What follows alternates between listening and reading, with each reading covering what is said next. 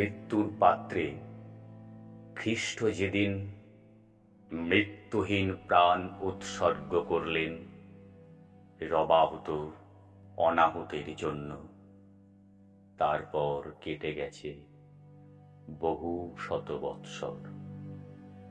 আজ তিনি একবার নেমে এলেন নিত্যধাম থেকে মর্ত্যধামে।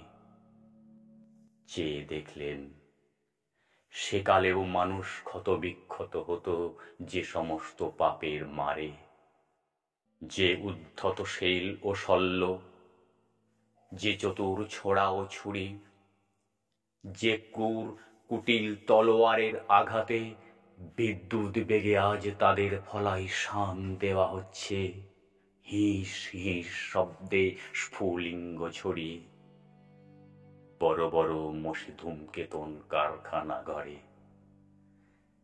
কিন্তু দারুমতম যে মৃত্যুবান নতুন তৈরি হলো, ঝকঝক করে উঠল নরঘাতকের হাতে। পূজারী তাতে লাগিয়েছে তারই নামের ছাপ তীক্ষ্ণ নখের আঁচড় দিয়ে।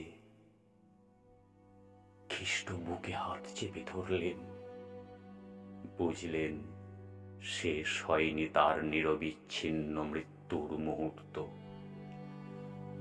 নূতন শুল তৈরি হচ্ছে বিজ্ঞানশালায়, বিনছে তার গ্রন্থিতে গ্রন্থিতে।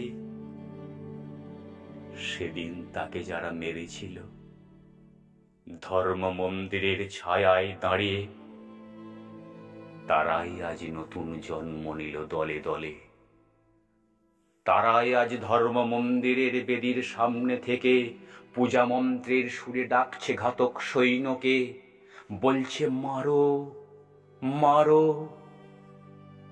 মানব পুত্র যন্ত্রণায় বলে উঠলেন ঊর্ধ্বে চেয়ে, হে ঈশ্বর, হে মানুষের ঈশ্বর, কেন আমাকে ত্যাগ করলে?